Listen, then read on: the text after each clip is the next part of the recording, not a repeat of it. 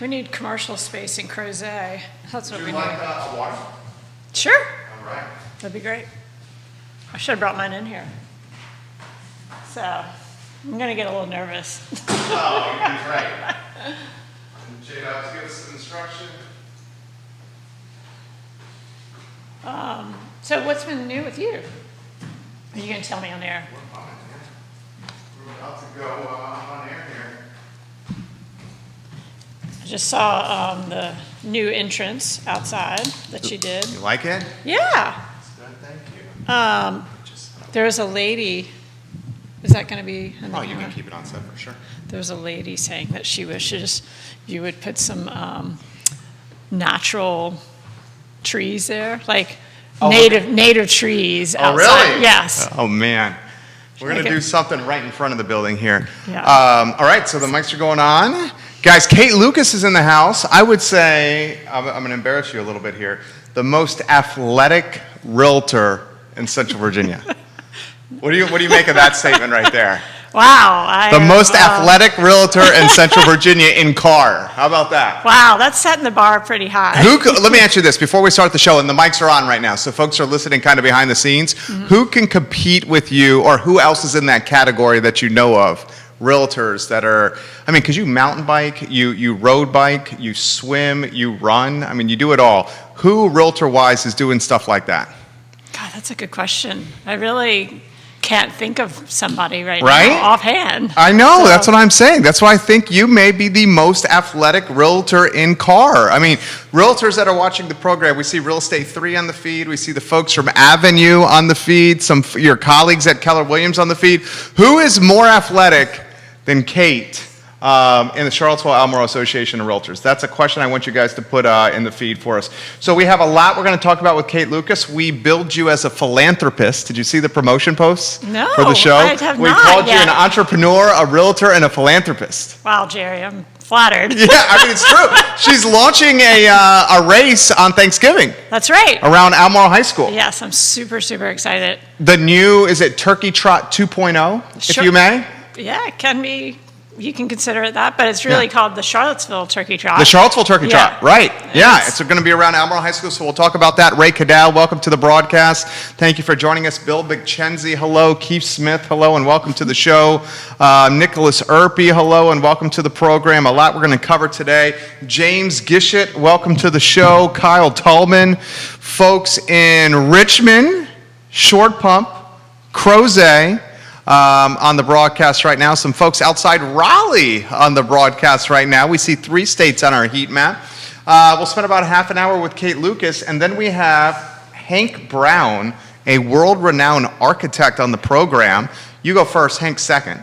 Okay. Hank designed the ice park. I cool. believe he was the architect behind the Macklin building here, Oh, wow. and he's designed a number of buildings across the globe. So he's going to Impressive. sit in your chair at 105, but 30 minutes after you. Okay. 30 minutes after you. Wish he was here now. He's coming. You're going to see him in Okay, passing great. here. Give it a like and a share. We'll get started. J-Dubs, my friend, we are in your hands. Give us some instruction.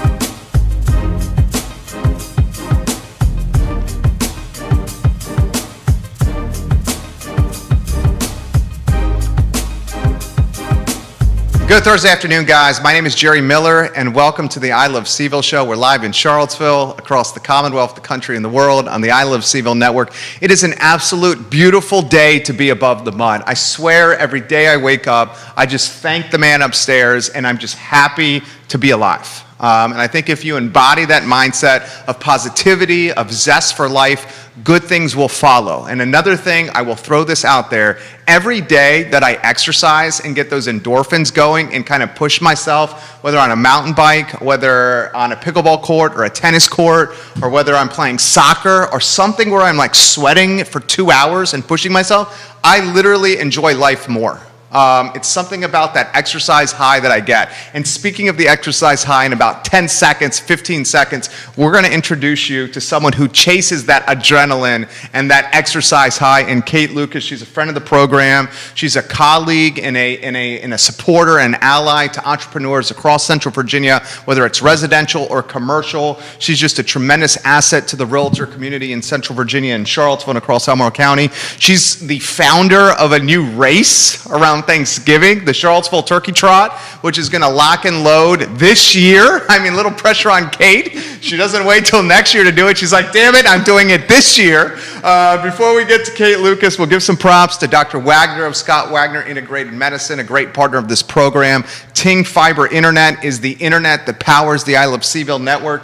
And our newest partner is Skooma Boutique Dispensary in the downtown mall next to Rapture. Certificates of analyses and everything in the store. Judah Whitcower is our director. J-Dubs, our North Star.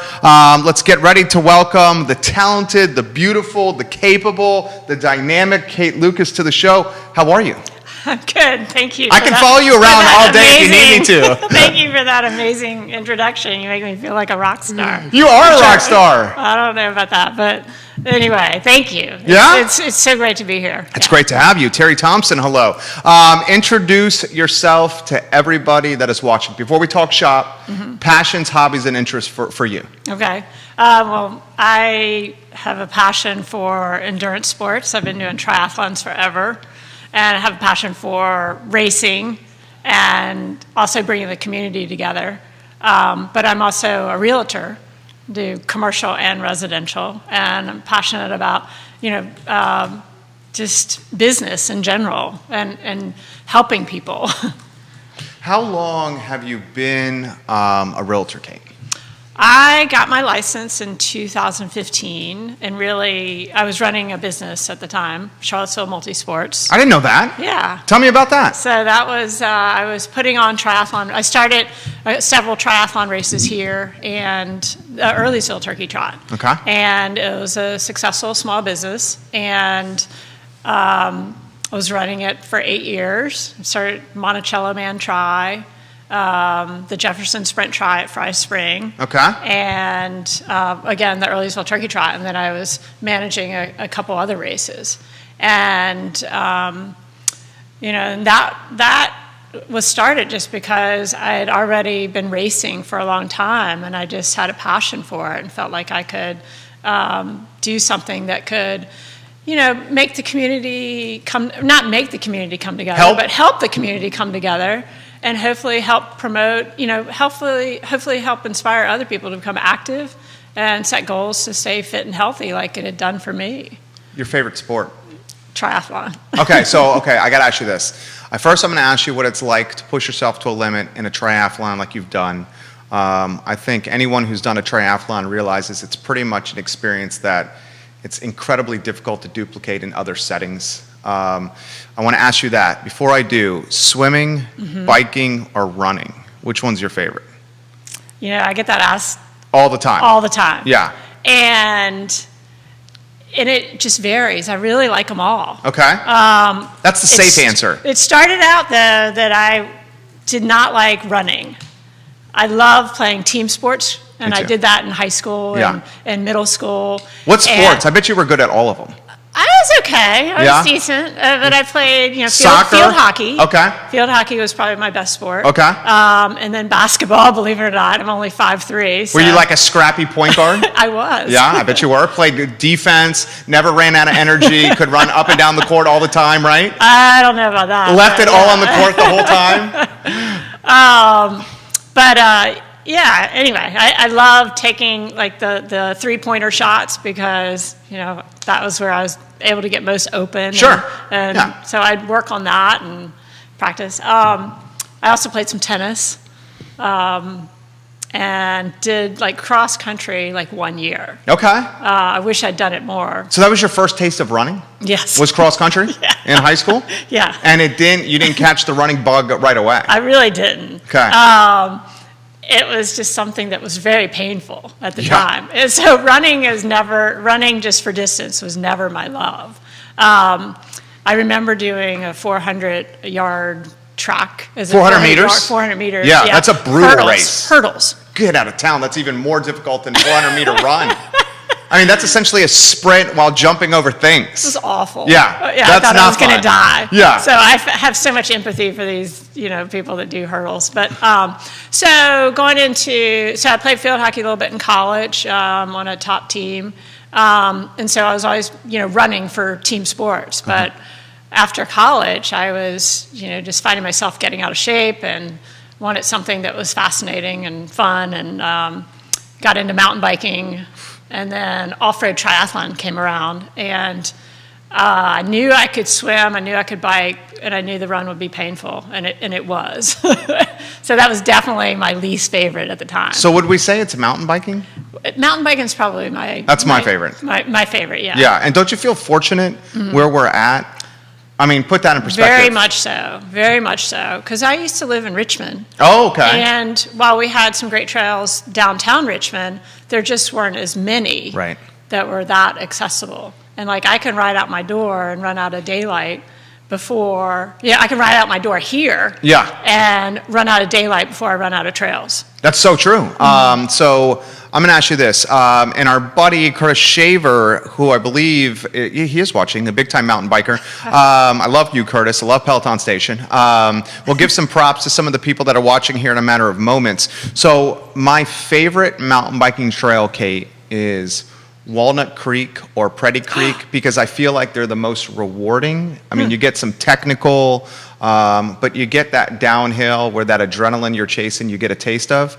I think the most technical, difficult, arduous is O-Hill. Like if I'm in Charlottesville, I go out this office with my bike, I can get to O-Hill, 12 minutes from Market Street. Oh yeah, you could ride. You there could do it for on the Ravenna. Yeah, right? Ravenna Trail. Exactly, exactly. Which is fantastic. So then you do O-Hill for 50 minutes. You're back here, round trip. It's like 90 minutes, maybe 100 minutes for me, not even 2 hours. Your favorite trail, mountain biking, and why? I don't know if I can this say it. This is the hardest question I'm going to ask you. I don't know if I can say it on air because it's been such a controversial place to Oh, ride. okay. You could say it. I have a feeling. Yeah, I have a feeling I know what you're going to say. So my favorite trails are Ragged Mountain, and they're just fantastic. And the new Hayward trails are great. Yeah. So what they're doing there is just phenomenal. And so I live near Barracks Road, and so one of my favorite trails is that section of Ravenna that goes from Barracks over to Fontaine. Oh, yeah. And so I'll ride that all the time, and then ride over to Ragged, do a loop, and come What's it back. take you? 2 hours? Oh, doing that loop? Well, I'm also adding in the Hayward Trail. Okay, so that's longer. A little bit under 2.5 hours. Okay. You like O-Hill? Yeah, I mean, I'm so used to it but I'm riding usually the Ravenna trails that are in O-Hill. Some of them are not the Ravenna trails, but I do like it. I love O-Hill, guys. All right, so go ahead. I was just going to say, I really didn't even realize you were mountain biking. Oh, I love mountain biking. So we should go mountain biking sometime. We need to catch up. I got a 29er. I love mountain biking. I love Walnut Creek. I love Pretty, although Pretty's a little further from where I'm at now. O-Hill, like I said, I can do a hot lap and get back and be under 90 minutes and then be back in that chair grinding for work and feel better than when I left. Yeah. But this is about you. I mean, talk to us about the triathlon. Talk to us about the nerves before it starts. You've done more than me. I've done one. Okay, the nerves before it starts, and then when you're done, what you're feeling. Because from what I remember, I was because this is my first one. It was I was so nervous. Recently? No, this was 2.5 years ago. Okay. Yeah. A sprint? Or I was. Olympic? It was. What was it? It's Virginia Beach. What's the one in Virginia Beach? There's a couple, but I think I know which one you're talking about. Yeah, and the most difficult aspect for me with the triathlon is swimming. It was so choppy. What people don't realize that don't do it is you're getting beat up in the water.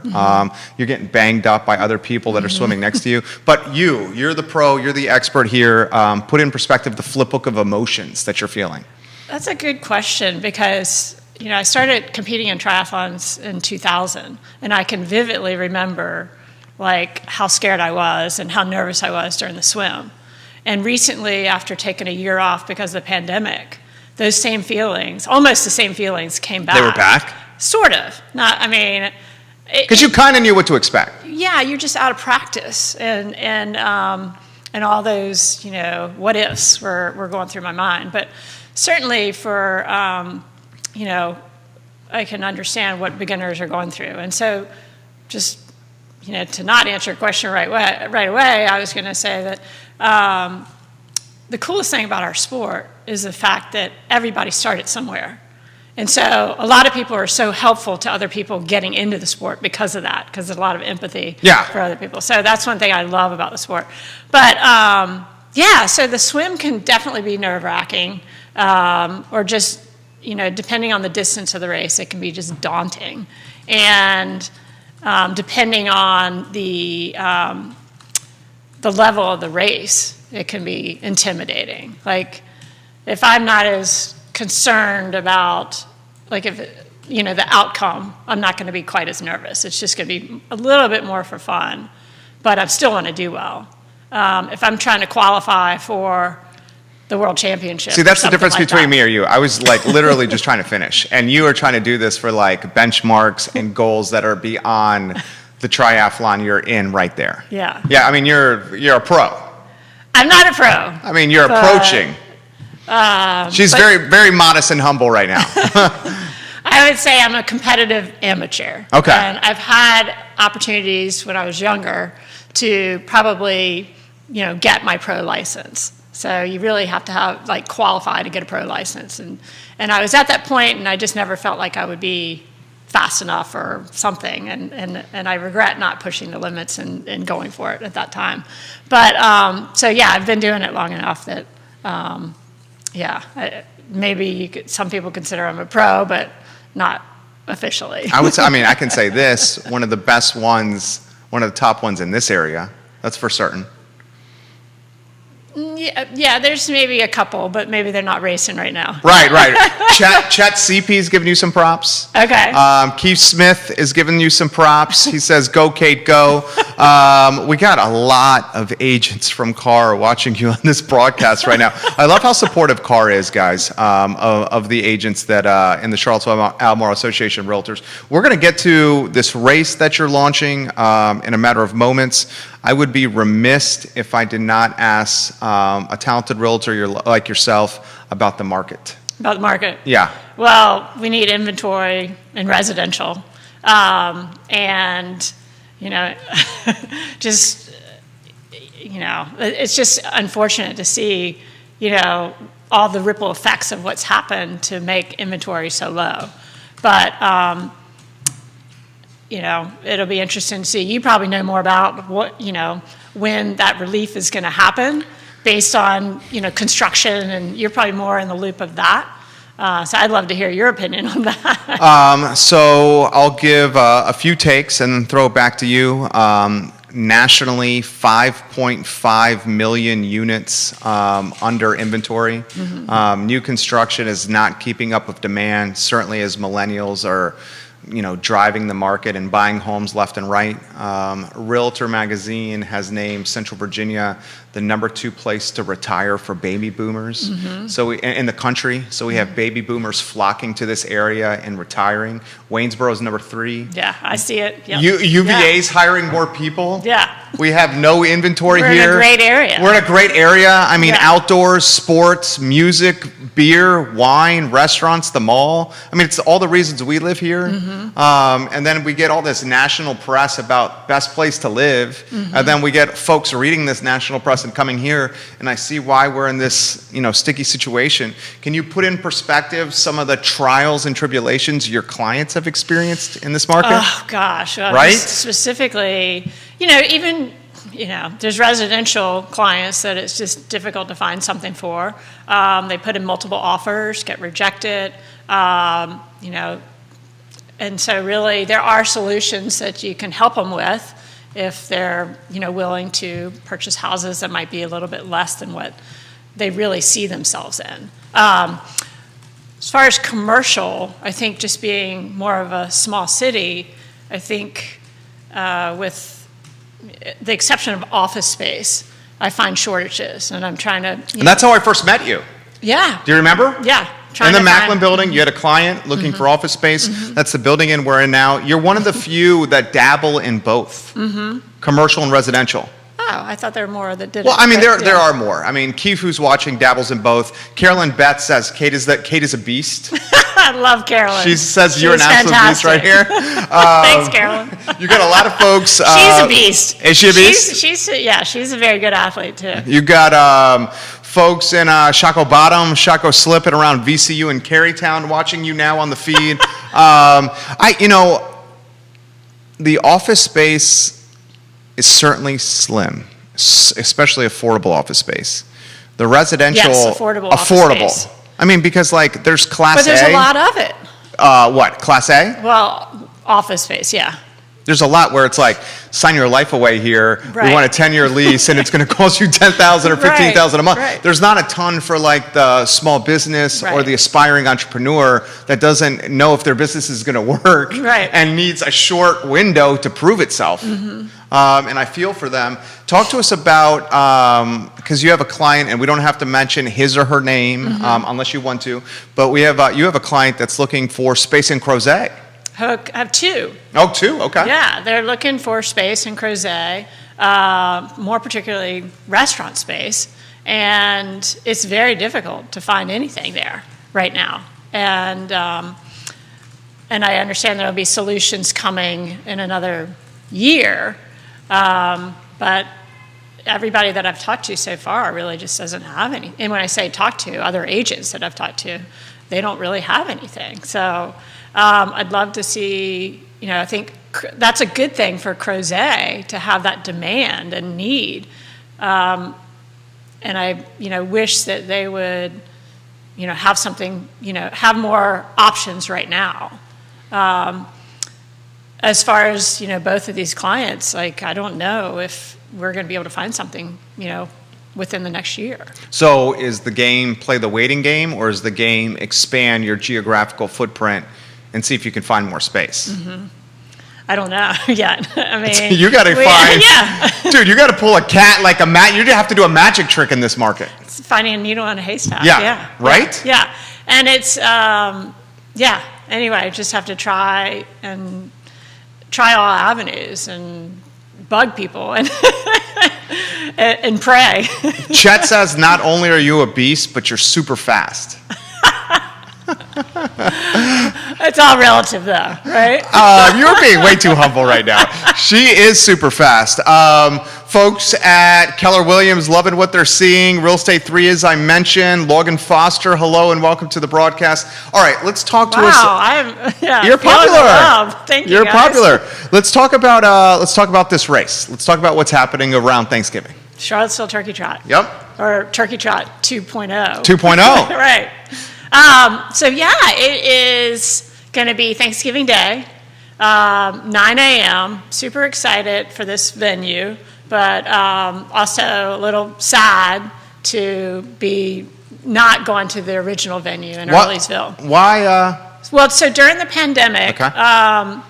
we had so many restrictions, and the county restrictions were that you could only have, I think it was about 25 people maybe per wave, and so many people on the property at one time. And that venue was just, the logistics of it were just very difficult to suit those restrictions.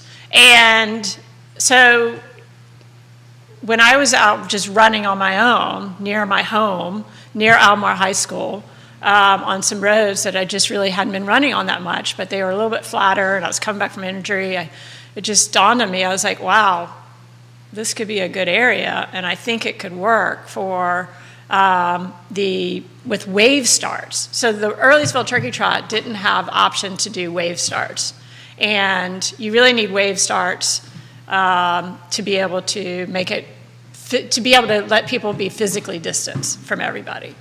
And the Almar High School venue, I just kept running it by people, talked to the police, talked to Almar High School, and the logistics just work for wave stars, basically. So decided to pursue that. Also, there's, I think, just having a fresh start after some things that transpired with the past race. It's a long story, but and I don't know if I should get into. No, all we don't that, have to get into that. Yeah, it's we do the cliff anyway, notes. Yeah. The exciting thing is this venue is just fantastic. It's got businesses around it that want to support it. It's got a lot of neighborhoods, and my hope is that it'll bring our neighborhood and community more together, and be something fun and active to do on Thanksgiving morning. And that's what I've seen in the past with the Earlysville Turkey Trot. So when I started that in 2009, it was so much fun to see all these families coming out for it, and seeing, families from like young kids that are 5 years old to their grandparents coming out and participating in it. And that's what I love about the Turkey Trot races. And that's why I'm so passionate about putting this on.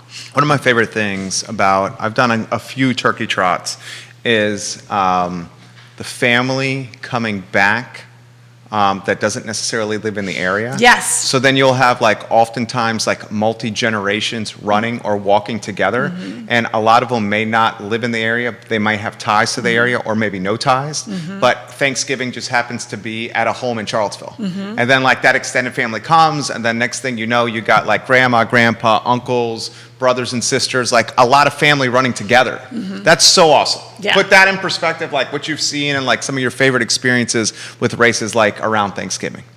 Well, I mean, one of my favorite races to ever run, that I've ever run, is the Richmond Turkey Trot when I lived in Richmond. And my friends and I, at the end of a long triathlon season, would plan on doing that more as for fun, but really, once we got on the start line, we were racing each other. But I can totally see that. So the best part about it was just seeing so many friends and family out at this race. And then this was a 10K, and it was just celebrating Thanksgiving with all your friends in a healthy manner. So I would say that's one of my favorite experiences. And when I moved to Charlottesville in 2009, this idea was thrown on me, maybe you should start your own turkey trot. And I was kind of laughed at first, and then thought about it some more, and I was like, why not? How hard is it to start a race? The thing is I couldn't get into the Boar's Head Turkey Trot. It was sold out. So I saw a need that, okay, well, they're sold out several weeks in advance, and, I'd love to help this, Earlysville people come together and run.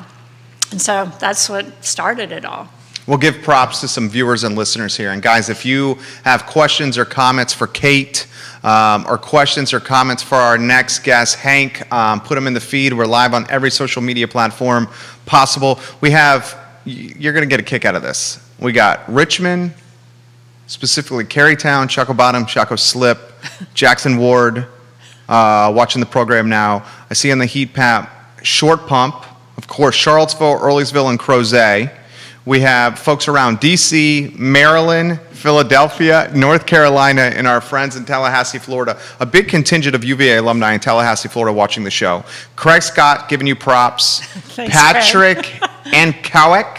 Ankowiak. Yeah, we used to work together. Giving you props. The Martin Agency. Seth, okay, there's Richmond right there. Seth Batten giving you some props. Thanks, Seth. Tanvir Buhapal. Giving you some props. Canada. So Canada's on the feed here. Quentin Beckham, hello. Welcome to the program. We love you, QB. This question, are you still swimming in the Rivanna River? At this moment, when the river level is high enough, I will go. Okay. Yes. It's fantastic. Okay, put that in perspective, because a lot of people don't know about swimming in the Rivanna. Okay, so this was born when the pandemic started, because the pools were shut down, and after 2 weeks of no swimming in the pool, I swim with the Seaville Y Masters at the Brooks YMCA, and my swimming was really strong at the time, and right before the pandemic hit, and I just really missed it. And I went out mountain biking on the Rivanna trails, specifically eyeing the Rivanna to see if there's any place that I might be able to swim in. And lo and behold, I saw this amazing rapid, and it happened to be at Darden Towel. And I didn't know anything about the Darden Towel boat ramp. I didn't even realize it was there. Yeah. And I didn't realize so many people put in there for inner tubing. I'd never done any of that.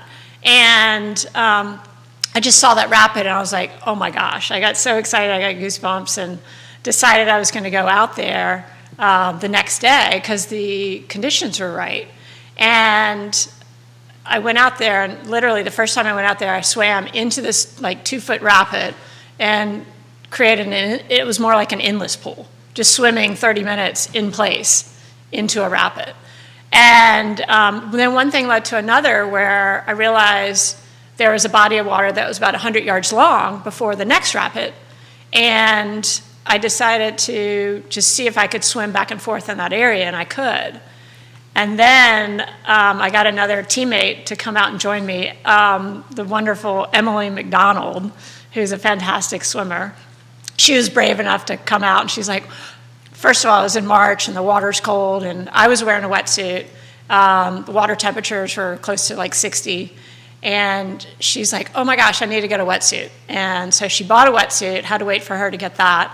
She came out and swam with me, and because of her being there, it gave us each other the courage to swim past that lower rapid.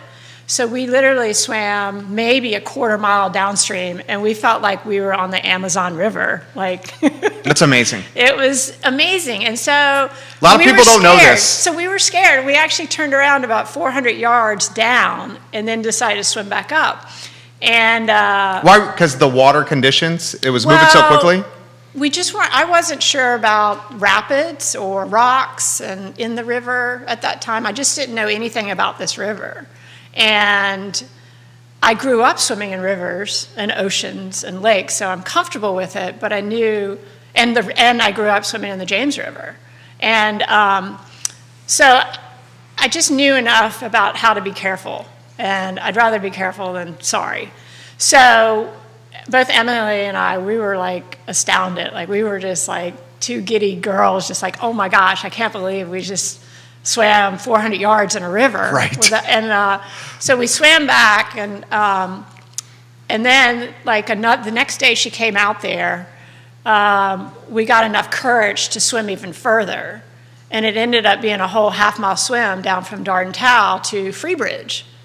And so we ended up swimming 800 yards down, and then, it's about 900 yards really. And then we swam all the way back up. And at this point, and I think maybe even before, when I originally started swimming, we were swimming with fins to swim back up and into the rapids. And so we just, I don't know, when the river level's up, it's harder to swim back upstream, but with fins, you can do it a lot easier. Sure. And a lot safer too. Sure. So one thing led to another. We invited another good friend out, Jay Kaufman, who's a fantastic open water swimmer and part of our Seaville Master Swimming group. And he joined us, and then it just grew from there. And now I've got a Facebook page that is a private Facebook page that's a gathering for just serious open water swimmers and our master's group. So anyway, and there's also a big goal of mine to want to swim like 10 miles downriver from Darden Towel. So where would that take you? That would take us down to Crofton. Okay. Palmyra. Good night. So you would need, if you did that, you would have a car at Darden Towel.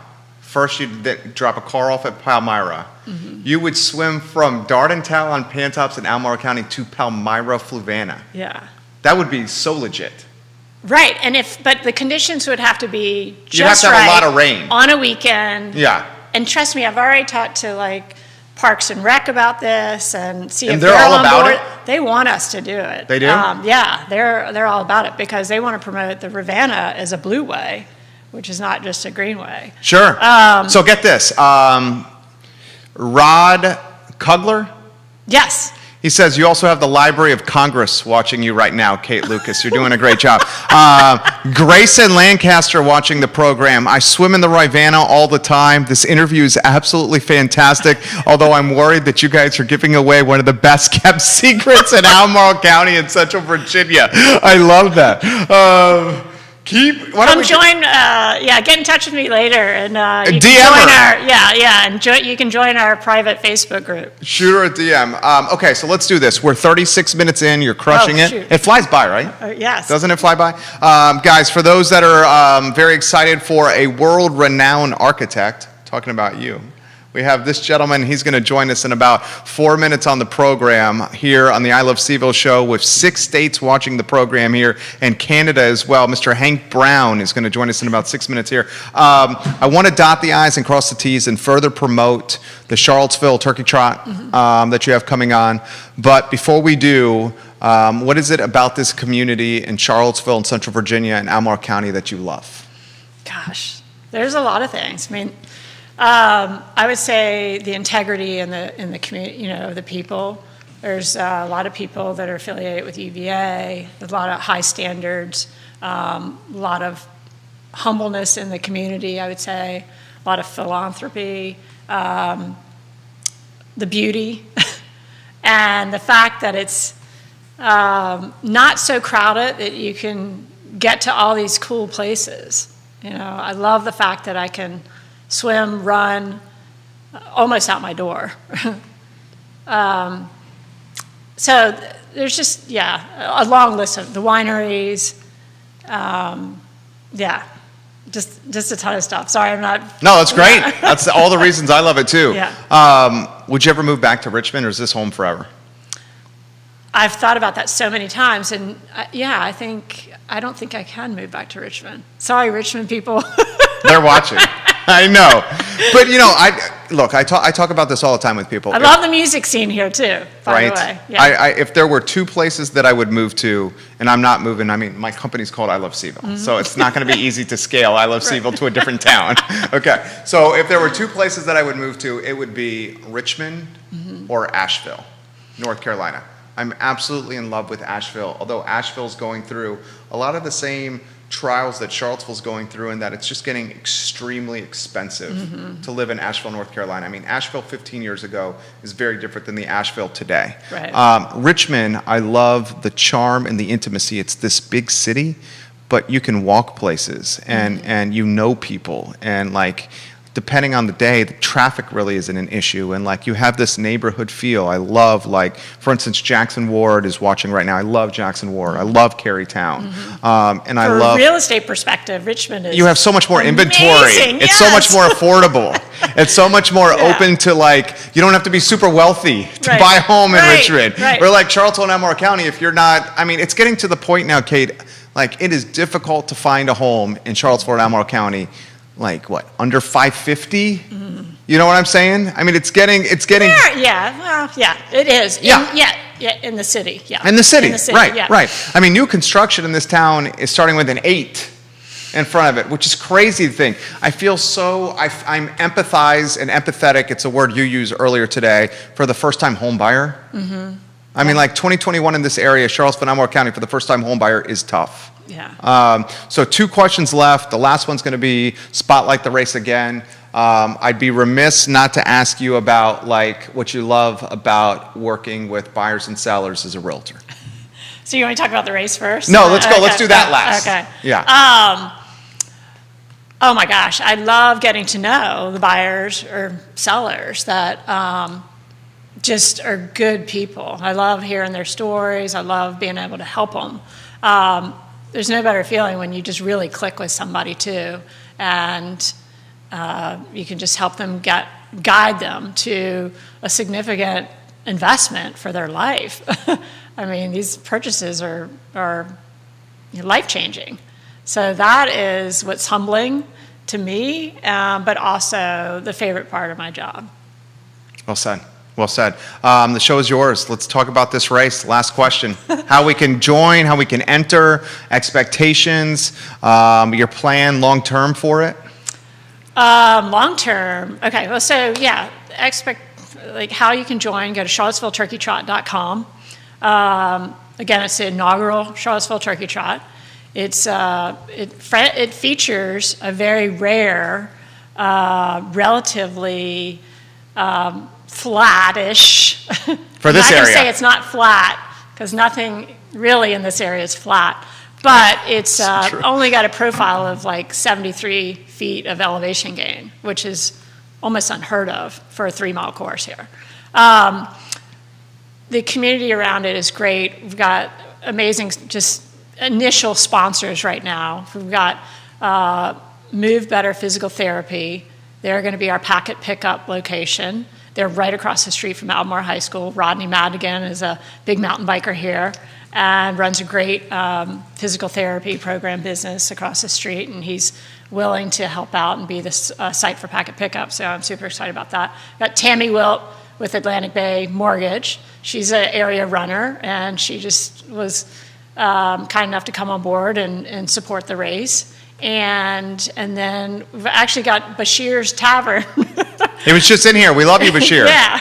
He's going to be a sponsor and providing an option to win a holiday ham. That's big time. Have you had his holiday hams? I have not had his holiday hams. They're delightful. They're amazing. He also does some turkeys too, though. Okay. So, yeah. So, no, I would love to. You can talk more about that. But Bashir and I just connected, and because he's, his theme is holiday hams, I was like, why don't, we see if we can do something together and help each other. He's given me the green light to get this out there. Mm-hmm. He's looking to open a restaurant again. I know that. Yeah, I know you know that. Yeah, I know. But he's giving me the green light to say this. Yeah, okay. And also the green light to say because she's helping him find the spot. Hopefully. Yeah, I mean, if we can find one, right? Exactly. Yeah. It would be amazing. I mean, if anybody's got space available. Yeah, we need one for Bashir. Reach out to Kate. Reach out to Kate. You've been an absolute delight. 45 minutes in. Any closing thoughts before we get to the distinguished Hank Brown on set? Gosh, no, this has just it's been so fun. Thanks for having me. Our really pleasure. Appreciate it. Our pleasure. Thank you so much. J-Dubs, if you can go to the one shot on me. And Kate, thank you for joining us. Thank you. Hank, we'll get you here on set in this chair over here when you're ready. Okay. Judah will give you some instruction, guys. So Kate Lucas is absolutely fantastic. The website is charlottesvilleturkeytrot.com. Check it out online at charlottesvilleturkeytrot.com. It's going to be a fantastic race. As I mentioned before, one of my favorite aspects of turkey trots is seeing generations of family running and walking in races like this. Our next guest is someone that I'm very excited to welcome to the program. Hank J. Brown, a world-renowned architect, is going to join us in T-minus 45 seconds. Judah, you give them some instruction here about where to go. And you can offer perspective and questions and comments to Hank in the feed on any social media platform you're watching upon. And he's designed and helped visionary a lot of epic buildings in this community, which we're very, very, very excited about. For those that are asking, the show is archived on iloveseville.com. It airs on every social media platform known to mankind. And we're about to have a great time with a guy. Great job, Kate. Thank you for joining us. Mr. Brown, you are live with 7 states watching you in the Free Union, Canada, and the United Kingdom right now watching you. First, good afternoon, sir. How are you doing? I'm doing fine, and yourself? Doing very well. Good. A common friend, Bill, made this interview happen. Why don't we put in perspective your passions, your hobbies, and your interests for the thousands watching the show? Well, my passion, of course, is preservation of ancient buildings, architectural fabric, and my practice grew from a normal architectural practice into one of primarily preservation. So that in 1984, the American Institute of Architects tapped me to go to Rome to attend the International Center for Restoration of Monuments and Sites, which I loved, of course. Who wouldn't love being 7 months in Rome? But that goes from a long way down the character strip that we have as architects. Architects are generally known as someone who is pragmatic to a very small extent and will be given a budget and exceed the budget. That's so true. That is so true. Talk to us about your resume. I don't want you to be humble.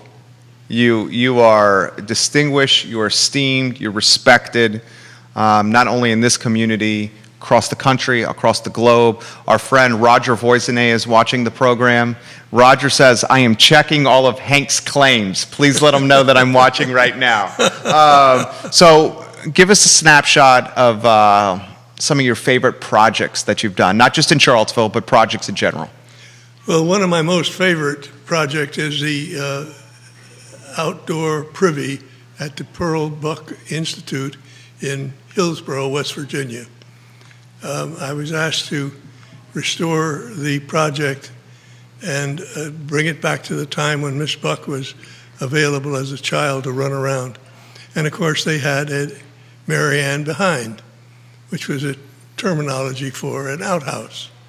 And we had to find everything we could with old photographs, digging, and so forth. So we located the privy, and we restored the privy.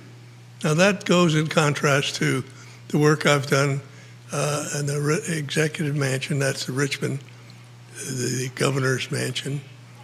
We changed the color there from gray to custard yellow, doing the necessary deep chipping, going back from the very first chip of paint to where it is today. Talk to us about that project, and we'll welcome NBC 29 to the feed and the Richmond Times-Dispatch watching the program as we speak. Talk to us about the project in the Governor's Mansion in Richmond. The Governor's Mansion had been stripped of all of its architectural balustrades, eyebrows over the windows, panels under the windows, color, and so I was asked to come by. Jerry Beliles at that time was the governor, to see if he couldn't bring this building to completion, not only on the inside, which I did not do the interior restoration, I was doing only the restoration on the outside. So we did work very diligently, and nothing seemed to come about the color. Color always bothered me. It was a pale gray. Understand gray being a Confederate color. But I was wondering if that was, of course, the executive mansion preceded the war between the states. So we started doing some exfoliation, where you go in and you keep taking apart little circles, starting out at the size of about half a dollar piece, and go bigger and bigger to the top of a Campbell's soup can. And you gently rub away each of the sites, each of the areas, and you get the color down to the very first color the building was painted, which came out to be this wonderful yellow. I have a picture of which I brought, which you can share later on. I would love to. In fact, if that picture could somehow get to our director, Judah, on screen, I'll let you take it from there. I also can hold it up in front of us, Judah, if you want to help Mr. Brown there with the photo he has. Folks that are watching this program, if you have a question for Mr. Brown, put them in the feed and we will happily relay them on air. I'm about to ask him about the projects that he's done locally here in Charlottesville. I'm going to ask him about the building that we're in right now, the Mackla building, which I own a good chunk of. Proud to own a good chunk of this building here. I believe he did the ice park, right? Yes, the one which is no longer with us. Yeah, now the Code building, Joffrey Woodruff's epicenter for his portfolio. J-Dubs, we can find it another time if that doesn't work, you know. Oh, yeah, she said she could find it right there. There we go. We're doing it on the fly. Thank you so much. So, Charlottesville. I love it. What's this community mean to you? Well, and I was introduced to Charlottesville because my family is from this area. My family had aunts and uncles and so forth down in Scottsville. And I used to wake up in the morning on the sleeping porch in Scottsville in the summertime to the smell of fresh baked bread. every morning, fresh baked bread. That was the thing that I can remember. That's a great memory. Well, I mean, I can hardly remember what I had for breakfast this morning. Same, me too. So anyhow, we had that. In Charlottesville, of course, I went to the University of Virginia, graduated from the architectural school here in 1955, which is reasons I can say I've been here 50 years, planted my feet here. Joined the architectural practice of Milton L. Grigg, and when he retired, I took over as president and was president right up to the time. As a matter of fact, this building here is the result of what one does when it does reductive architecture. Look, I got to ask you about this. So, and you don't have to hold back, okay? One of the things I want is honesty and frank opinion. I own a large chunk of this building we're in right now. Congratulations. The Macklin Building. Congratulations. I have seen this building in many different forms and iterations, from what I will call depleted and needing some TLC. Well, yes, it's a building that's 25 years old, begins to age very quickly. It aged quickly, especially downtown. You got thousands of cars driving by all the time. You got folks that are doing things to the building that they necessarily should not be doing to the building, and we'll leave it at that. We've done a facelift of the Macklin Building that I'm very proud of, but I'm curious of your take on that facelift. I would love to hear the history of the Macklin Building that you can offer from the start, if you could. Oh, well, from the start goes back to a Chrysler Plymouth automobile with a huge elevator that elevated things to the roof, which is new. We knew then we had a good building because it was tough and it weathered. So we added the 2 floors above. This is a marvelous structured building. It has lots of good life left to it. You're very fortunate. Can I buy a piece of it? No, it's not for sale. It's not for sale. I'm a holder of real estate, not a seller of real estate, but thank you. I appreciate your chutzpah there. Well, it's true. Both my wife and I lived here for two different units. You lived in the Macklin? Yeah. I did not know that. No, a lot of people don't. I was downtown. I planted those 2 trees outside. The 2 big trees in the courtyard you planted? Trees, I planted. That is amazing. Yep. And now they're 2 of the largest trees in downtown Charlottesville. That's right. The problem now is fighting people from taking them down. Well, and that's something we struggled with. Yeah. Because we're getting a little push, a little elbow, even from the city, because the trees are so large, overhanging Market Street, and if you can see that they're kind of pushing up the sidewalk a little bit, if you made the roots are. Keep telling us. The show is yours about the Macklin Building. Anywhere you want to go. Well, the automobiles used to be lifted up to the 2nd floor. That is amazing. And yes, they had a big, huge elevator in the back of the building. And when you stop and think about reusing structure, people think in terms of rooftops, as you can see developed around here. They don't think about the problems that come along with making a new roof out of an old roof. For instance, all the metal in this building is copper. All the trim around all of the dormers is copper. So you do nothing to that. You just let it weather. And it will weather, continue to weather. The trees will become a problem if they're not already, but then you have to face the fact that you're going to have to take them down and put some new ones in. Not right now. The city has to learn that the trees have their own protectorate. There are people who love these trees down in the mall. Gosh, help it, when they go to try to take some of Oh my those gosh, down. I experienced that.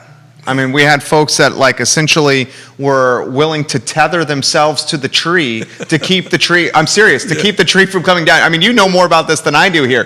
What is it like, and straightforward answer if you could, what is it like designing and building and being the visionary behind new construction, in particular commercial, in the city of Charlottesville? I would say it is not an easy task. No, it isn't. The architects that we have employed too throughout the city have been very diligent in their response to requests for proposals, and we generally have a very good architectural community here that have done some really good work, and all over. For instance, my practice takes me to Washington, D.C. I was the architect for the preservation of the restoration of the building that we had that we call the Treasury Building. And that was a lot of interesting things in there because the skylights had been removed by the FBI and the GSA when Roosevelt was president because they were afraid the Japanese would drop a bomb down the skylights. So what was one of the things we had to do? Replace the skylights. Well, we finally, our archivist, which I had employed at the time, located the shop drawings for the original cast iron skylights. And that was just a find because we could manipulate that to be complete, poured in place in molds to create the original profile of the dormers, the skylights in the Treasury Building, plus a lot of other things. And the other two projects, which I'm very proud of, is I was a consultant for the preservation of the Lincoln and the Jefferson Memorial. Here's a question for you. Yeah. So this question is coming from Arlington. Okay. Jerry, I'm an alumni of UVA, and when we come to visit to Charlottesville, we enjoyed going to the ice park. I hear from one of your other viewers that he was the architect behind the ice park. It's sad for us as a family, I'm a mom of two, to see the ice park no longer on the downtown mall. It was one of the draws for us. Please ask your guests the history of the ice park from start to finish and offer as much insight as possible. Kelly Friedman, who's watching in Arlington. Wow. Well, ask him if he's got about 2 days. It's a mom. It's a mom of two, Kelly. Lee Danielson was an entrepreneur that came into Charlottesville and did a lot of interesting things to make Charlottesville even much of a destination, as well as a place to live. He convinced the city that they could use an ice park. He knew me from some other projects that we had talked about, and so he gave me complete, uninhibited attention when I was with him. He never tried to second guess me, and I was very proud of the building. I have a picture of the building, but some things just don't work sometimes. If you have a highway that's coming through your subdivision, you're more concerned about the subdivision than you are the highway. So the same thing happened here. I think the architects have done a fine job of fitting in an extremely large building into downtown Charlottesville. You're talking the Code Building. Yes. Wolf Ackerman. Yes. I thought they did a great job with that. Wait to see how some of the landscaping comes out. So we were asked by the city to design this ice park, and we, along with people like Roger Voisinet, were able to bring together a group of people that allowed us to have not only ice hockey in Charlottesville. I know, that's so crazy, right? Yes, but we had figure skating. Right. And this was an ice that was manufactured by electricity. Right. And you know what happens to that when the power goes. Right. The electricity charges go right up. So its time probably had come. What saddened me was that I had not been contacted by the other architects to at least discuss the potential of reusing parts of it. But my understanding since then has been that they did try very hard to incorporate the old building into this new concept, and that the type of building that is the commercial building we have now is better suited for the growth of Charlottesville. I agree with that. I agree with that. And basically and I don't want to assume, that's why I'm going to ask the question here. The Code Building, Joffrey Woodruff, the hedge fund titan, his QIM hedge fund is across the street from us right now on Market Street. You're basically saying that the density of employees and people in the Code Building are going to positively impact the economy in Charlottesville from a customer patronization standpoint of the downtown mall, more so than what the ice park was doing in the later stages of the ice park. That's correct. That is absolutely correct. You know, I agree with that. Well, then you and I can discuss this with a nice Coca-Cola or Pepsi-Cola in hand. There we go. Should I not say those two titles together? No, you could say that. You could say that. When we open the building, I think that would be a perfect time for us to look at the building with a different light, because there'll be lots of people around it other than the yellow, red, and white hats that are predominant right now. I'm very interested to hopefully there'll be a nice coffee shop there, because that's one of the things that I think would tend to make the building integrated more in it's a new concept, and it has hopefully enough differentiation between the people that use the building so that it becomes a real hotspot. And I think, yes, your comment about more people being better for the building and for that part of the mall is correct. Mr. Hank Brown, our guest, guys, we have 6 states watching and 3 different countries on the feed as we speak. Comments coming in from Mr. Brown. This is from Kevin Higgins. This is an excellent comment. Then we're going to get to Brian's comment about Jefferson's influence on architecture in Charlottesville and whether or not he sees Jefferson's influence slowly eroding away with building design in Charlottesville. So let's put that one to a side now. Let's get to this one first from Kevin Higgins. And this is for you, Mr. Brown. He says, Mr. Brown, can building design lead to improved employee morale and company outcomes? If so, how? Oh, this is a thing that's long-standing among architects. If you go to Italy, you'll see buildings that are total used from the very bottom to the very top with glass walls and glass ceilings. And you'll be able to come across the United States and see places where we have wonderful shopping centers.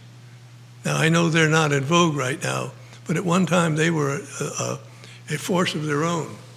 Shopping centers were something that was new for Charlottesville.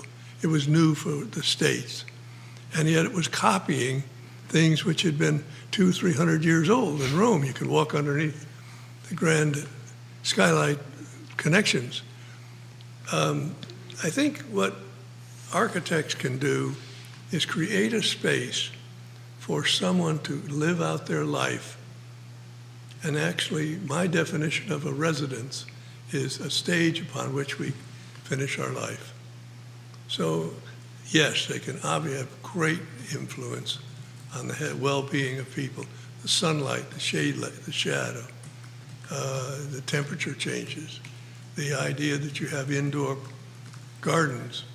All of these things are very important for the maintenance of mental health of people who stare into the computer for 6 or 8 hours a day. Or more. Or more, I know, or more. I mean, 10 hours sometimes for me. I mean, it's. Well, you're it's, a younger man. It's fatigue. I mean, after 10 hours of grinding, it's exhausting. So to have the architecture around you, invigorate or inspire. And stimulate you. And stimulate or compels. I mean, there's nothing like a nice glass of wine with some friends after a heavy day. Amen. And you want to have as many different places as you can want so that you can taste them all and check with them all and have a turn down at the end of the day where everybody can shake what the tree is and know that it comes up with good fruit. You're going to love this comment. Brian, we're going to get to your comment here on Jefferson in one moment. This comment is coming from Lauren. I'm a barista on the downtown mall, and this gentleman and some of his friends patronize our coffee shop and others. They are so kind and easygoing, and I enjoy seeing the group of men always on this downtown mall. Well, that's very kind of her to say that. have tried. Bill's And loving Bill- that over there. Bill With Gray his is hand in one the of the air. ones. What's the nickname? It's the Romeos, right? Romeos, yes. Retired old men eating out. Yeah, the retired old men eating out, the Romeos. Bill described you guys as mall rats. Yes, that is a good expression. Can you consider that I was the architect for the restoration of the Monticello Hotel in the condominium, and so that makes me an early mall rat. Talk to us about the Monticello Hotel. At one time, and correct me if I'm wrong, wasn't at one time the rule was that the Monticello Hotel was the tallest building in city limits, and no building could be taller than the Monticello Hotel? Well, I suppose that goes along with the fact that no building can be taller than the Washington Monument in Washington. I don't know that. I do know that the Charlottesville Hotel had the most powerful searchlight at that time in the United States, and it was turned on and illuminated Monticello from the roof of the Monticello Hotel. And they had to do away with it because it was making the airplanes that were bringing mail to the southern part of the country, it was making them blind, so that they had to stop that particular problem. But it was a unique building. It is a unique building. It's very, very concrete, masonry. And I think it will be going on for many years, just as this building will be coming, because this is a masonry building also. That's right. How about Brian's question? It seems, and I'm going to paraphrase it, it's a little longer. Brian, we appreciate this comment that's come in. And he's basically saying that it seems Jefferson's influence in Charlottesville is slowly diminishing.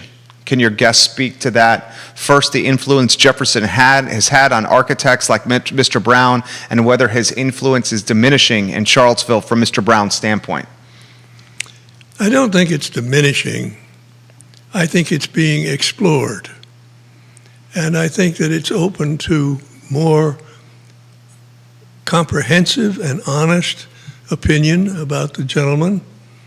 We all know that we have had a problem here in Charlottesville, as we have in many places, to be honest and to make sure that we have a really good confine to the discussion and not get out in center field where people are hypothecating of all sorts of things. We need to have this particular incident of our country brought forward, explored, and then taken into good consideration at every aspect of it, because Jefferson was a complicated man, probably no different than Benjamin Franklin, probably no more interested in architecture and plant life than James Madison. But these people had a place in life at a time in life when things were different. They're different today. Does the architectural influence of Jefferson wane, or does it cause people to have concerns about what his work ethic was? And I would say, yes, they've been explored so well already. And does Jefferson influence the architecture of this area? Yes, very definitely. You can start from the University of Virginia and you go all the way back to works and things that he penned out on pieces of napkin. Again, and a good architectural technique, of course, is to have a client and have a napkin that you can draw on. And he did that for Frascati. He did that for Barboursville. And these are two very different clients. One has now been used into a multi-first type winery, which is just great. And Frascati is a beautifully restored home with all of the outbuildings intact. And so it's maintained its residential nature. How does Thomas Jefferson get the accolades that he does on the one hand and the vilification on the other hand is something we should continue to discuss. Let's discuss that. What are your thoughts on that topic? Because of late, I went to the University of Virginia as well, and Your comment of Jefferson was a complicated man, probably no different than Ben Franklin, resonate with me. And the history of Thomas Jefferson is a history that it's difficult for us to potentially understand and appreciate in 2021.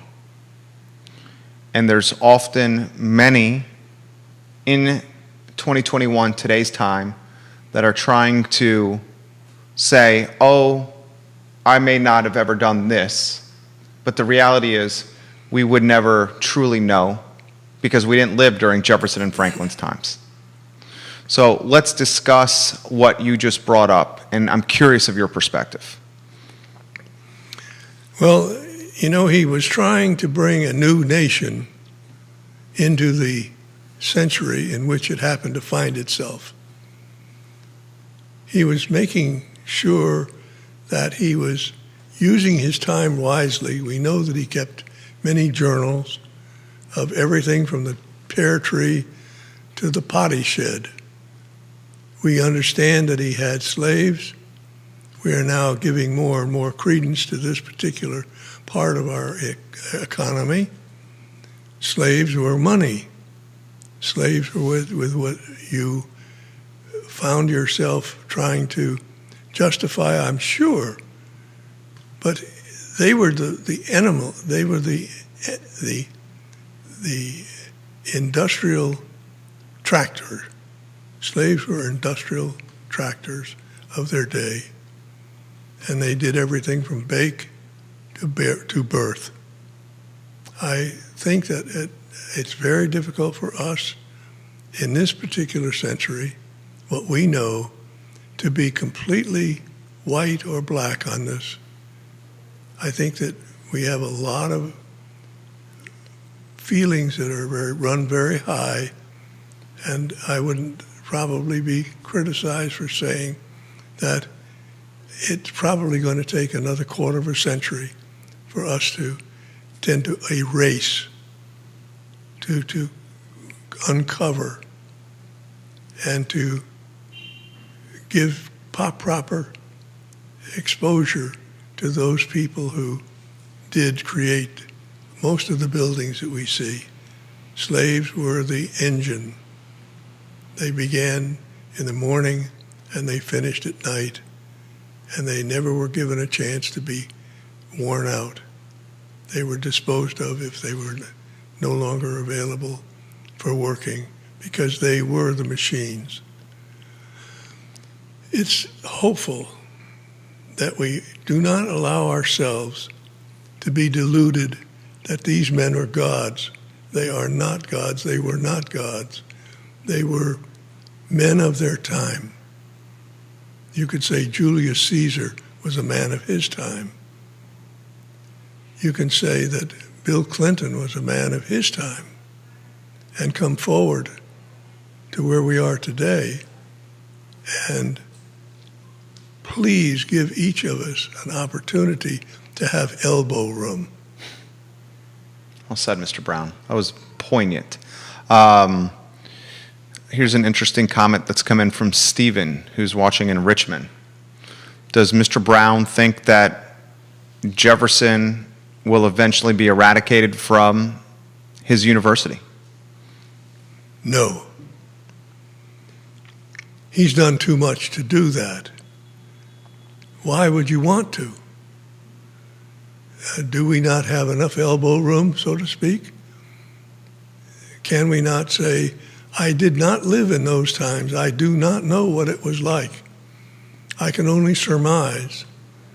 But Jefferson, Madison, Monroe, who hasn't gotten as much publicity as either Madison or Jefferson, Monroe was a president candidate who had nobody run against him because he was so popular from his first session as president. We ought to know more about this man than we know. Let's give us a little grace here.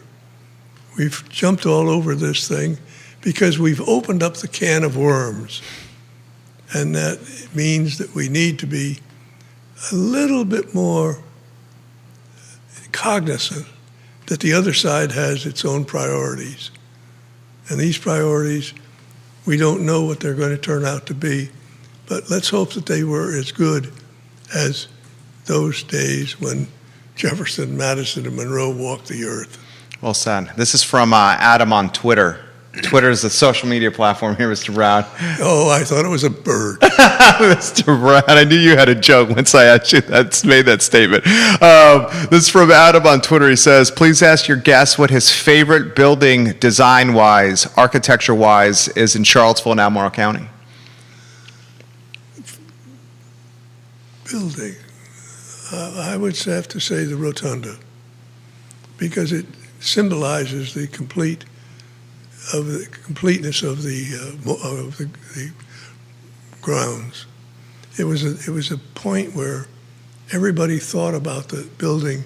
It was the original library at the university. So it's gone through enough iterations. It's now an office building, museum.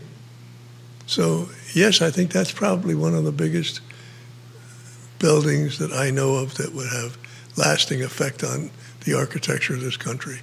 Kevin's got a follow-up question for you. And this is a follow-up question, frankly. Kevin, thank you for asking this. I should have asked this myself. I appreciate you, Kevin Higgins.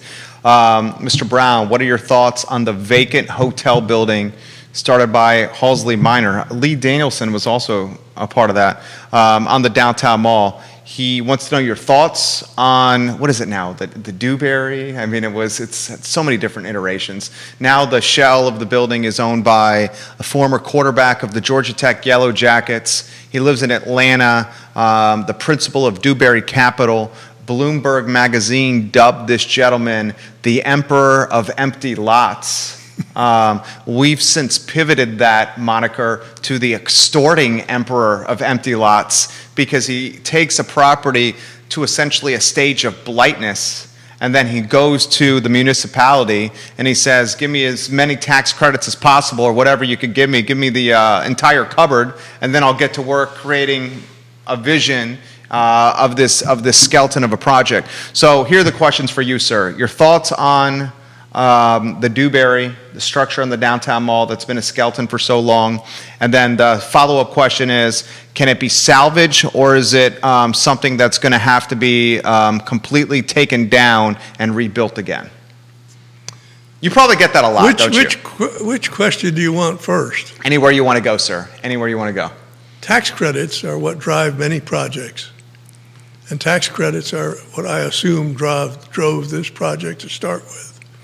Not only tax credits, but then credits of parking, credits of setbacks, credits of height. All of these things come to play. Dewberry is, I don't know the gentleman. I went down to Charleston, having done a lot of work in Charleston, South Carolina, specifically to see the work that I've done and how it's weathered, and others to see the Dewberry building down there. The hotel? The hotel. I have to say, the hotel's done very nicely. It looks good? It looks good. It's furnished beautifully, has a certain sophistication, and they have some really good bourbon. Now, maybe I can't say that. No, you can say that. You could say that. Did you say bourbon? Bourbon. We got plenty of bourbon back there behind you, Mr. Brown. Do you want Judah to pour you one? No, Is it too early for a bourbon? Okay, we could do that if you want. We got a nice one from Maine for you if you'd like. So I think that answers two of the questions. It was generated by a tax act.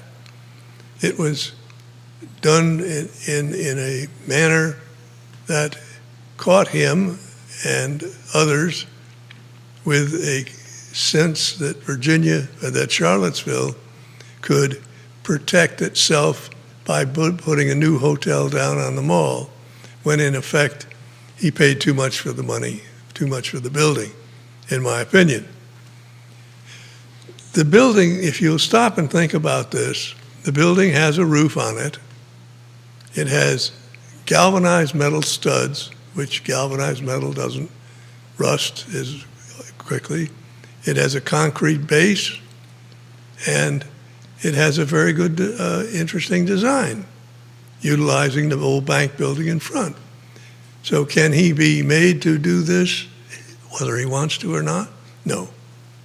We have a Constitution that says it protects you against seizure of property unless it's and egregiously dangerous to people around it. He's talking eminent domain.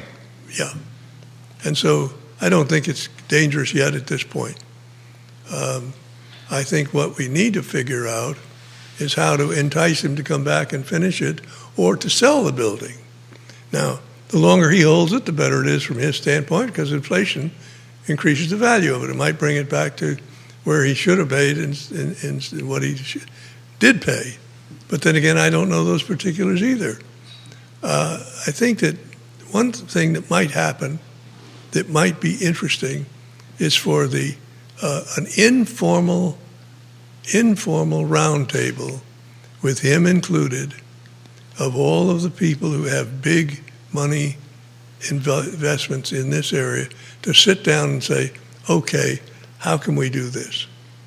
If there was more cooperation, we may be able to get something done.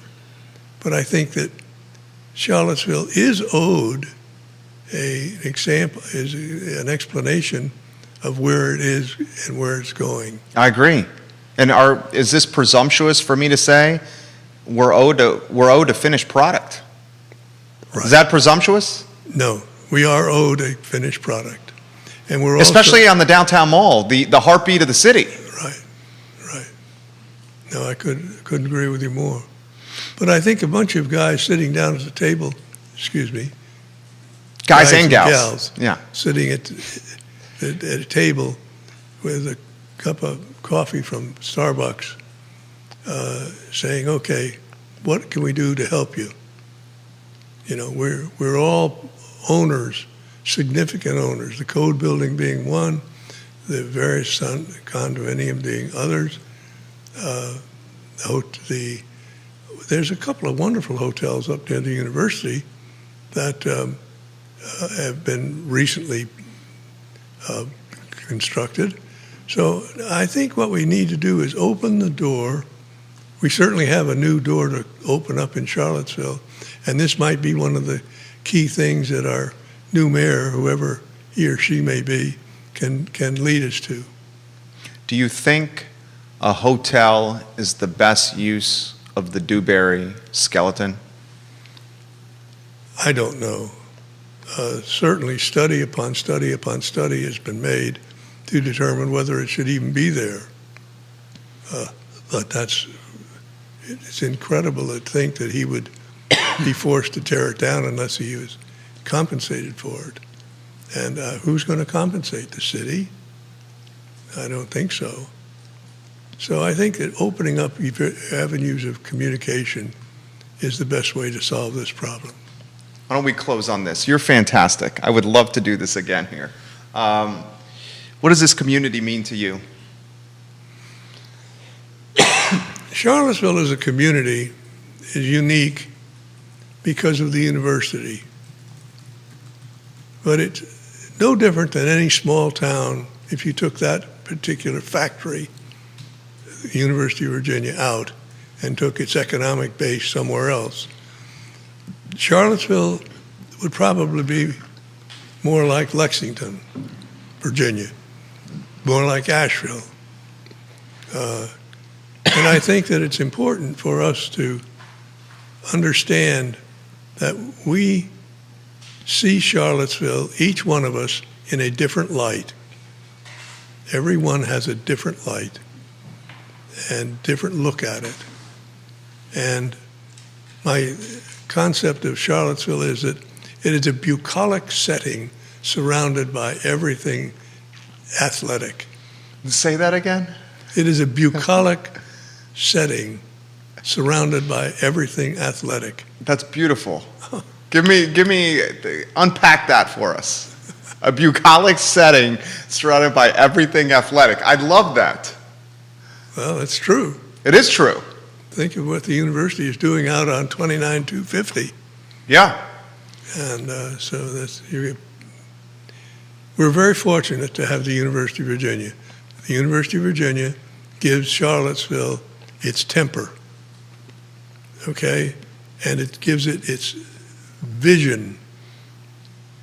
And think of the men that have graduated from the University of Virginia And you think of all that they mean, both to this level and to the level above us, which is essentially high-rise. We're a mid-rise. We're a town growing to be a city. You're fascinating. Do you like the evolution of what you see? How you came here for undergrad or for A school? No, I came for A school. Okay, so how many years in Charlottesville? Well, or Scottsville? 1950, I came to the University of Virginia. So you've been here 71 years. Yeah. 71 years for viewers and listeners watching here. Is the evolution of what you've seen here, how do you characterize it, the pros and the cons? Somewhat pleasing that we've been able to at least save some of the historic structure. I would say that we need to have a really strong business ethic in City Hall. Amen. Love this man, Bill. I love this man. Amen. And we don't have, okay, and I'll say it. You don't have to say it. Maybe you want to say it. I'll say it. I say it all the time on this talk show. And City Hall watches the show. The counselors watch the show. Counselor Snook is right down the hallway here. He comes on the show all the time. I have tremendous respect for Counselor Snook on this program. Counselor Snook, if you're watching, you know I do. Not all the counselors embody the mindset of championing, supporting small and medium-sized businesses, which are the backbone and the heart of Charlottesville. When we have the University of Virginia here, I went to UVA. I have a business that's 13, 14 years old here. When we have a university birthing educated and driven men and women, we are fortunate to have them matriculate through UVA and then stay in Charlottesville, because they're going to come up with novel and innovative ideas, and then they're going to stay in the community and drive the economy. So to have the support from local government is not just hopeful, but from my mind, paramount and a must. Show is yours, Mr. Brown. Well said to start with. Thank you. I feel that we have been given the tools that would give us an edge in world commerce and world medicine. And it is up to us to use these tools and to expand the base of small business. When Keith Woodard's building was turned down on the outside of Water Street, it was estimated that, I believe this is correct, every year the city did not allow that to be built, cost $850,000 worth of sales taxes and taxes in general. And the building he's referencing was going to be the home of the future farmers market. Yes. Mr. Woodard walked away from over $1 million of underground infrastructure because he got so frustrated and fed up with dealing with the red tape from City Hall and Charlottesville bureaucracy. Yes, yes, and yes. And it's a shame. It is a shame. It is a shame. That extra tax money would be something that is going to take years if it ever is ever caught up again. And even from a more micro standpoint that's very localized, humanized, and personalized, the farmers market as we know it today is on an asphalt blacktop in the dead heat of summer. Right. Where Mr. Woodard's design had a fantastic home, an epicenter for the farmers market, where the quality of life would have been way better for us that patronize the farmers market. Absolutely, absolutely. It was a travesty. And I think that that's the one thing that's been very constant in my mind, because I was involved in a little bit, just a little bit in bringing the two together, the developer and the architect together. But it didn't work out, so we have to go on and find something that will work. Why don't we put a chocolate factory there? Chocolate factory? Chocolate factory. Wow, that would be great. Like Willy Wonka's? Exactly. Mr. Brown, you are fantastic people. All right, we'll do some rapid fire questions for you. Do you have a little bit more time?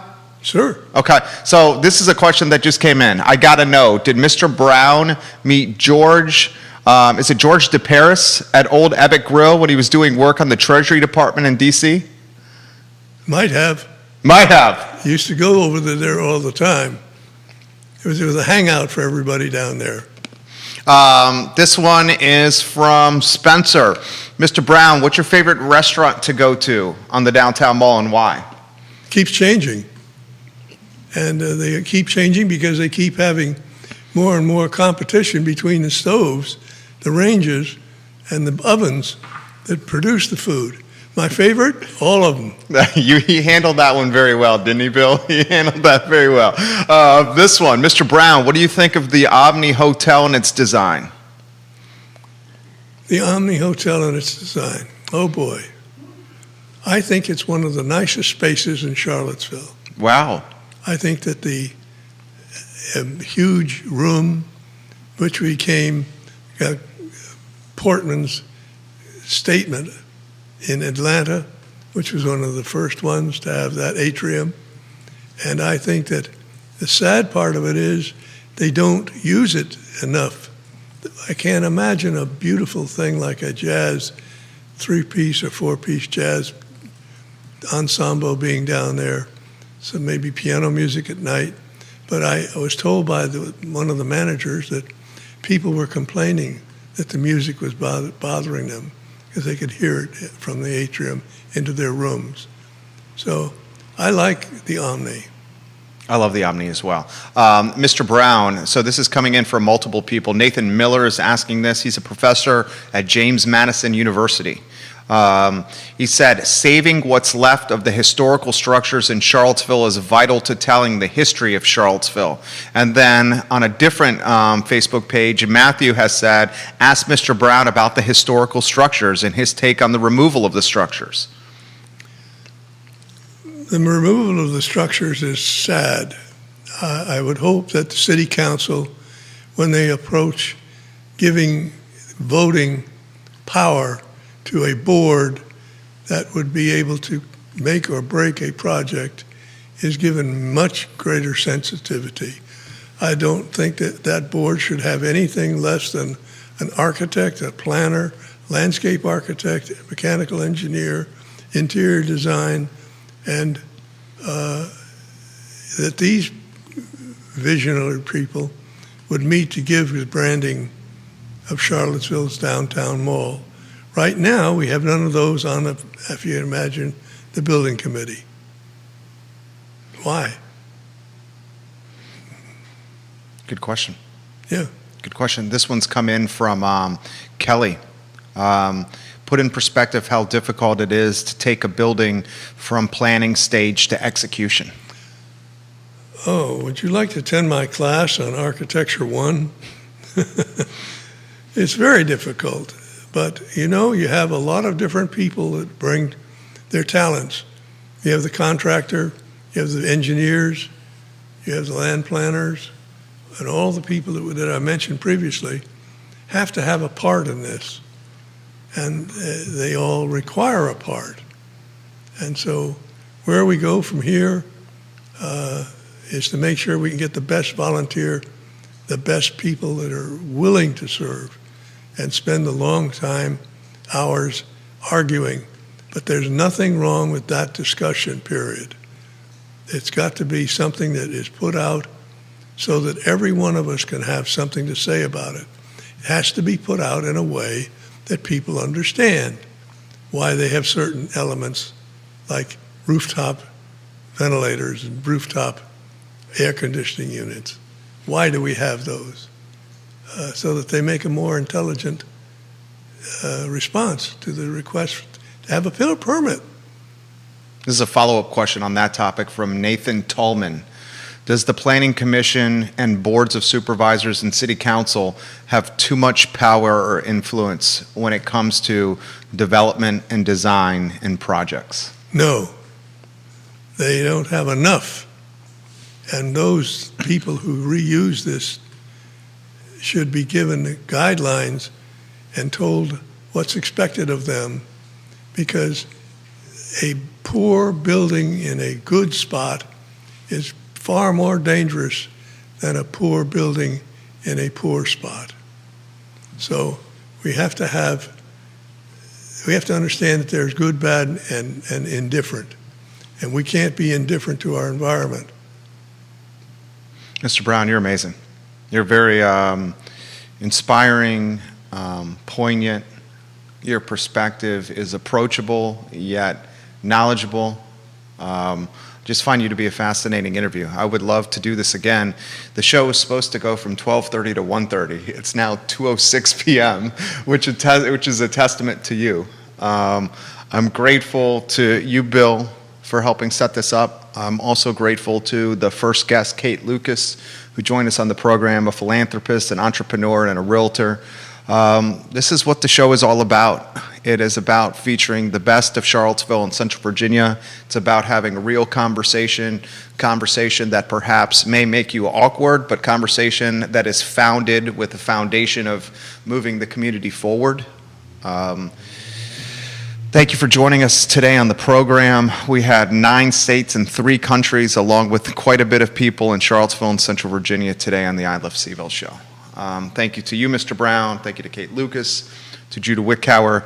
My name is Jerry Miller. This is the I Love CVille show out of the Macklin building on Market Street.